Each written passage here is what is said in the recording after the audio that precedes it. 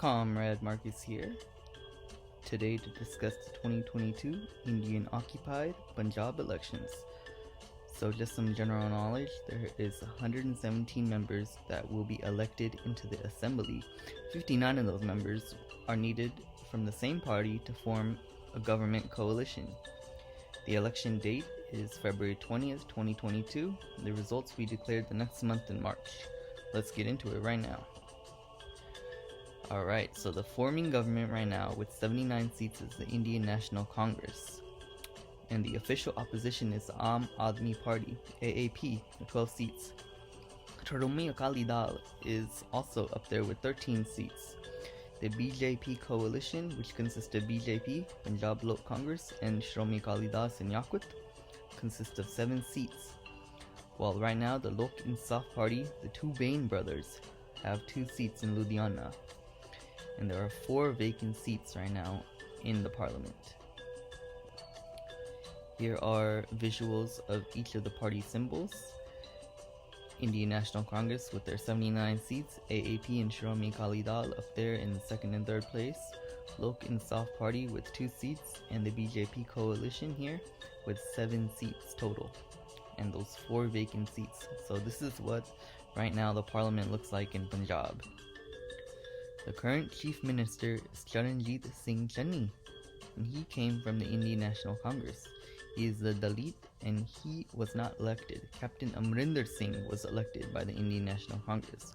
Captain Amrinder Singh resigned after the farmers' protest and joined the BJP coalition. So, Channi is selected by the Indian National Congress to replace Captain Amrinder. In 2017, Punjab voted with 66% of them voters voting for left-leaning political parties, while 30% of them voted for right-leaning political parties. Something big to note is that 4.5 million people in Punjab abstained from voting, and these people in 2022 can make a serious impact if they vote. 2017, the new party, Aam Aadmi Party, has the most increase in the popular vote, while the Shromi Akali Dal is the biggest loser in 2017, losing the most popular votes. The major developments since the last election is that Navjot Singh Sidhu from the Indian National Congress meets with the Pakistan Prime Minister Imran Khan in Pakistan to celebrate the Kartarpur opening ceremony, and this has drawn a lot of drama on his behalf because the nationalist Indians would say that Navjot Singh Sidhu is colluding with Pakistan. However, this is just a case of him being there for the Sikh community in Pakistan. Another huge incident is that the sacrilege cases of Guru Granth Sahib Ji have been increasing in Punjab, and most of these are seen as political stunts by the enemies of Punjab. 2020-2022, the farmers' protest was one of the biggest issues in Punjab, and it's led in a rise of popular farmers union and communist groups on the ground in Punjab, which are in complete abstract to the BJP coalition, and they're in opposition to BJP. In 2020, Shromi Akali Dal has broke its long alliance with BJP, and BJP joins with the splinter group Shromi Akali Dal Sinyakwat and the Punjab Lok Congress. The Punjab Lok Congress is a party created by Captain Amrinder Singh when he resigned as Chief Minister of Punjab. He created his own party, the Punjab Lok Congress, and joined alliance with BJP.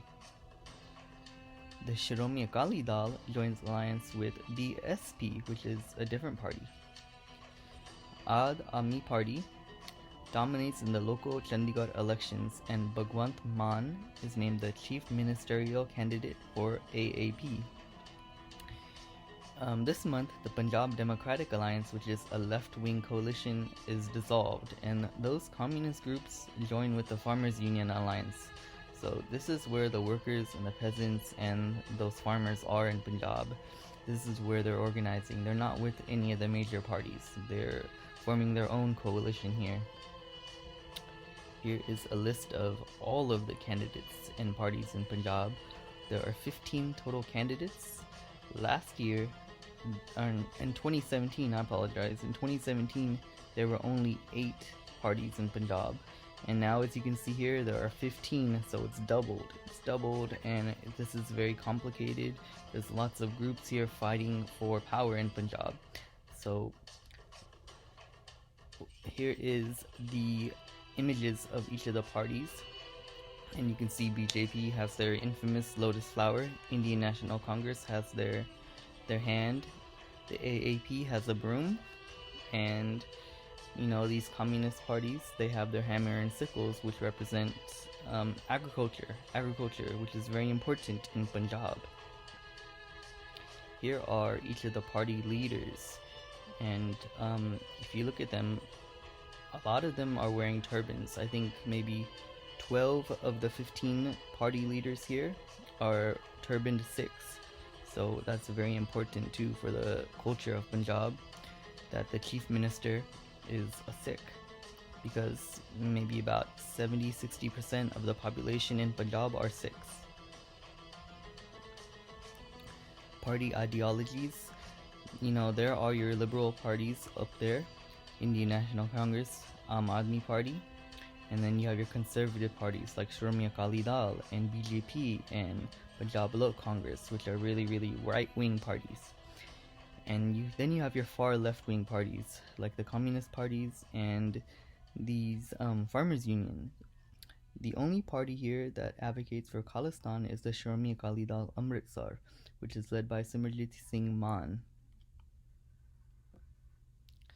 Here is a very great political chart that I made, which shows, the left and right wing spectrums of the parties in Punjab. And you will see that, a majority of these parties are left wing parties. Punjab votes 66% left wing and around 30% right wing. And, what is the difference of this? Right wing parties see, like BJP, they see people stratified into different social structures, and this would be Hindu Brahmins on the top for BJP, and maybe Muslims and Christians and Dalits on the bottom. While on the left wing, the communist parties tend to see things with social equality. Everyone is treated equally, and that's how they tend to see things. So, this is how we kind of look at left and right wing in Punjab. And where does Sikhi play into this? Sikhism is a religion that promotes social equality, so most people tend to vote left wing in Punjab due to this nature. Party performance in 2017, Indian National Congress leads the way, 77 seats with 6 million votes, and you can see everyone else, Adami Party, Shromi Akali Dal, BJP coalition there, and a lot of new communist parties here and farmers union parties. Remember, there were 8 parties in 2017, and now in 2022 there are 15 parties. So this is crazy. One way to kind of narrow this down and to look at it is to look at the alliances and coalitions here. So these are the big major players now. The United Progressive Alliance is the Indian National Congress. They're in this all alone. Ami Party, they're also in their own coalition all by themselves. Shromi Akali Dal, which was previously with BJP, is now with BSP in a coalition. The BJP is in the official National Democratic Alliance with the Punjab Lok Congress, which is Captain Amrinder Singh, and a break-off Shromi Akali Dal Sanyakut. And for the progressive left-wingers, they are led by the Sanyakut Samaj Morcha, which is the farmers' union and a coalition of different communist parties coming together for the elections. And here are the images of those: the BJP with their saffron lotus flower, Indian National Congress with their hand, and the progressive left-wingers with their hammer and sickles and their maps of Punjab. If anything, if you're looking for a Punjab first party, go with the Sanyakut Samaj Morcha. Look at that, their images are of Punjab. Their hammer and sickles represent the agriculture of Punjab. What else are you looking for, Punjabis? The opinion polls project it will come down between the AAP and the Indian National Congress, with Bhagwant Mann and Charanjit Singh Chani leading the way. One of these two men will most likely become the Chief Minister of Punjab, so keep your eye on this.